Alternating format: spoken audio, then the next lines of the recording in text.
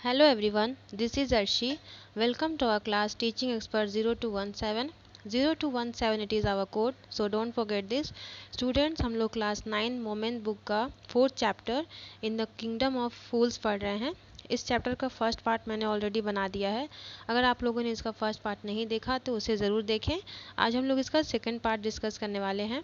But session को start करने से पहले अगर अभी तक आप लोगों ने हमारे चैनल को सब्सक्राइब नहीं किया है तो हमारे चैनल को सब्सक्राइब करें, बेल आइकॉन को ही प्रेस करें ताकि मेरी वीडियो की अपडेट आपको मिलती रहे. और सेशन पसंद आए तो प्लीज़ लाइक शेयर करना भी ना भूलें. तो अभी तक हम लोगों ने क्या पढ़ा था कि एक थीफ जो है, चोर जो है, वो रिच मर्चेंट के घर चोरी करता है और उसकी डेथ हो जाती है. उसके बाद जो है उस चोर का भाई ब्लेम करता है मर्चेंट पे. उसके बाद राजा उस मर्चेंट को बुलाता है. तो चलिए फिर कंटिन्यू करते हैं. When the merchant arrived, the king questioned him, "What's your name?" "Such and such, your highness." जैसे ही मर्चेंट किंग के दरबार में पहुंचता है तो किंग उससे क्वेश्चन पूछता है कि तुम्हारा नाम क्या है. और वो बताता है कि मेरा नाम सच एंड सच, अपना नाम बताता है. Were you at home when the dead man burglar your house.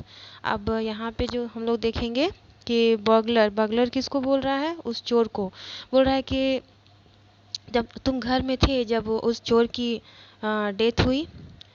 Yes my Lord. He broke in and the wall was weak, it fell on him. बोल रहा हाँ, मैं वहीं था. वो अंदर आया और वॉल जो है इस पर गिरा क्योंकि वो वॉल क्या था, बहुत कमज़ोर था और उसकी डेथ हो गई. The accused pleads guilty. Your wall was killed this man's brother. You have murdered a man. We have to punish you. अब बोल रहा है कि तुम्हारे वजह से जो है वो क्या हुआ, इसके भाई की मौत हो गई है. तुम एक मर्डरर हो, इसलिए तुम्हें इसकी सज़ा ज़रूर मिलेगी. Lord, said the helpless merchant, I did not put the wall, it's really the fault of the man who build the wall. अब बोल रहे हैं कि वो जो मर्चेंट है वो बहुत हेल्पलेस हो गया और उसने क्या बोला कि ये वॉल मैंने नहीं बनाया, ये उसकी गलती है जिसने ये वॉल बनाया. He didn't build it right, you should punish him. अब वो बोल रहा है कि ये जो वॉल जो है उसने सही से नहीं बनाया, इसलिए आपको उसे पनिश करना चाहिए, मुझे नहीं. Who is that my lord. This wall was built in my father's time. I know the man, he is an old man now, he lives nearby. बोल रहा है कि माई लॉर्ड, ये जो वॉल जब बना था ये मेरे पापा के टाइम बना था, बहुत पुराना वॉल है ये, और मैं उस आदमी को जानता हूँ जिसने ये वॉल बनाया. अब वो बूढ़ा हो चुका है और वो मेरे बगल में ही मेरे सामने रहता है. The king sent out messengers to bring in the bricklayer who had built the wall. They brought him tied hand and foot. अब किंग जो है वो अपना मैसेंजर्स भेजते हैं किसे, उस जिसने वो वॉल बनाया था उसे लाने के लिए. और वो लोग उसे लाते हैं उसका हाथ पैर बांध कर. You there, did you build this man's wall in his father's time? Yes, my lord, I did.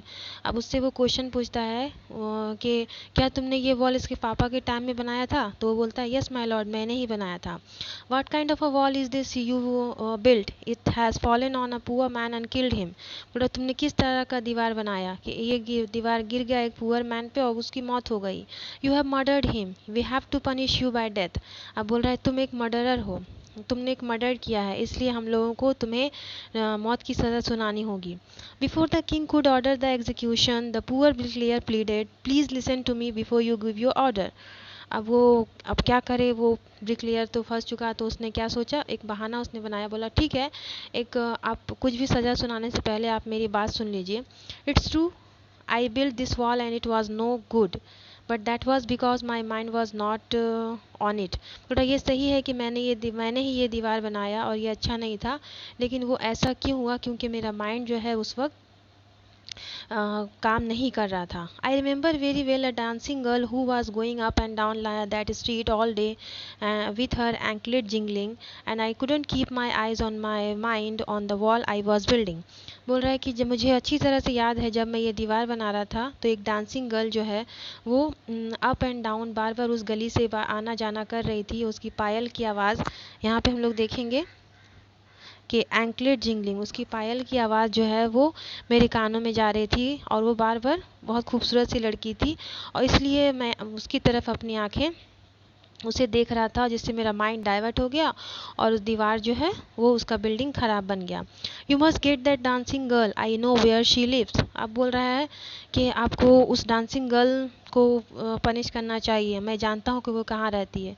अभी तक हम लोग देख रहे हैं कि राजा जो है, जो उसे बेवकूफ़ बना रहा है, वो उसे बेवकूफ़ बना कर निकल जा रहा है, क्योंकि वो राजा बेवकूफ़ तो था ही, इसीलिए वो सबकी बातों में आ रहा था। अब बोल रहा है, हाँ you are right, the case depends. You must look into it. It is not easy to judge such complicated cases. Let's get the dead dancer wherever she is. बोल रहा, हाँ हाँ तुम सही बोल रहे हो, ये केस जो है वो बहुत ज़्यादा गहरा है, हम लोगों को इसकी जांच करनी होगी। अब ये केस बहुत कॉम्प्लिकेटेड हो गया है, चलो डांसर को बुलाओ, वो जहाँ भी है उसको यहाँ बुला के लाओ। The dancing girl, now an old woman, came travelling to the court. अब डांसिंग गर्ल जो थी वो पहले तो लड़की थी, लेकिन अब वो बूढ़ी हो चुकी थी। अब वो कांपती हुई वो कोर्ट में पहुंचती है। Did you walk up and down that street many years ago while this poor man was building a wall, did you see him. अब राजा उससे पूछता है कि क्या उस गली में तुम बार बार आना जाना कर रही थी बहुत साल पहले, जब ये पुअर मैन एक बिल्डिंग बना रहा था, क्या तुमने उसे देखा था। Yes my Lord, I remember it very well. अब वो बोलती है वो डांसर, हाँ हाँ मुझे अच्छी तरह से याद है। So you did walk up and down with your anklet jingling, you were young and you distracted him, so he built a bad wall. बोल रहा है, ओ अच्छा, तुम बार बार आना जाना कर रही थी अपने पायल की झनकार से, और तुमने इस आदमी का माइंड डाइवर्ट किया, अपनी तरफ उसे उसका माइंड खींचा, और उसने एक बुरा दीवार बनाया। अब यहाँ देख सकते हैं कि राजा क्या बोल रहा है इशारों में। It has fallen a poor burglar and killed him, you have killed an innocent man, you will have to be punished.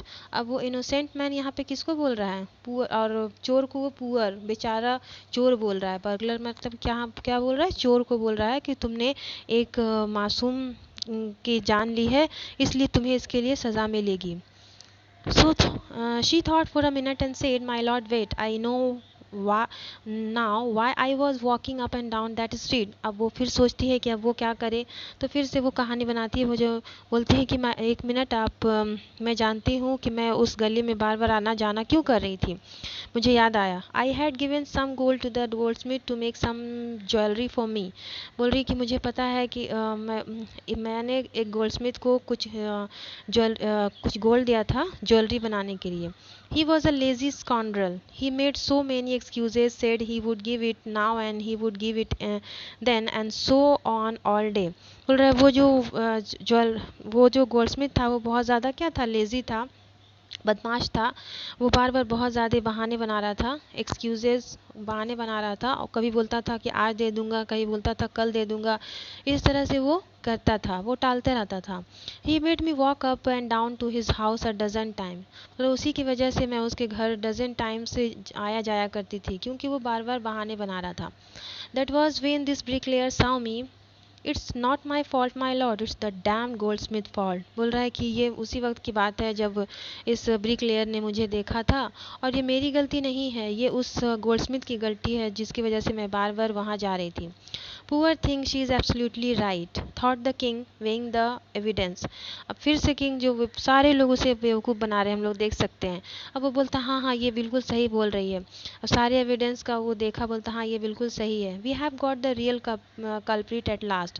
बोल रहा है एट लास्ट हम लोग रियल मुजरिम तक पहुंच ही गए। Get the goldsmith wherever he is hiding at once. बोल रहा है गोल्डस्मिथ को लेकर आओ, जहाँ भी वो छुपा हुआ उसे जल्दी यहाँ लेकर आओ। The Kings bailiff search for the Goldsmith who was hiding in a corner of his shop. अब किंग्स का जो बैलिफ्स होता है, बैलिफ्स किसको बोलते हैं, जैसे कोई एक अधिकारी जो ये जांच करता है कि राजा के पास ये जांच करता है कि किसने क्या काम किया है, मतलब वो उसके काम की अच्छी से देखभाल करता है, तो वो क्या करता है, उस बैलिफ्स उसका गोल्डस्मिथ को ढूंढता है जो अपने कॉर्नर में छुपा रहता है। When he heard the accusation against him he had his own story to tell. अब वो बोल रहा है कि जैसे ही उसने उसे वहाँ ले गया, तो उसने भी एक मनगढ़ंत कहानी बना ली कि मुझे राजा को क्या बोलना है। My lord, he said, I am a poor goldsmith, it's true I made this dancer come many times to my door. अब वो अपना कहानी बना रहा है कि आप बिल्कुल सही बोल रहे हैं कि ये मेरी गलती है, मेरी वजह से ये डांसर बार बार मेरे घर आ रही थी। I gave her excuses because I couldn't finish making her jewellery before I finish the rich merchants order. बोल रहा है कि मैं इसे बार बार बहाने बना रहा था, क्योंकि मैं इसका ज्वेलरी ज्वेलरी फिनिश नहीं किया, उसकी वजह ये थी क्योंकि एक रिच मर्चेंट का ऑर्डर आया था जिसके लिए मुझे ज्वेलरी फिनिश करना था। They had a wedding coming and they wouldn't wait, क्योंकि उस रिच मर्चेंट के घर में क्या थी, शादी होने वाली थी और वो लोग उसका वेट नहीं कर रहे थे। You know how impatient rich man are. अब बोल रहा है कि आपको पता है ना कि इम्पैशेंट मतलब क्या होता है, जो वे मतलब पेशेंस नहीं रख सकते हैं, तो सब्र नहीं रख सकते। बोला आपको तो पता ही है ना कि रिच मैन कितने इम्पैशेंट होते हैं, इसी की वजह से मैंने इस लड़की को बार बार अपने घर बुला रहा था, तो मेरी गलती नहीं है। तो आई होप आपको ये सेशन पसंद आया होगा। सेशन पसंद आया तो वीडियो को लाइक शेयर करना ना भूलें और मेरे चैनल को भी सब्सक्राइब करें। इसका नेक्स्ट पार्ट मैं बहुत जल्द लेकर आऊँगी। Thanks for watching my video.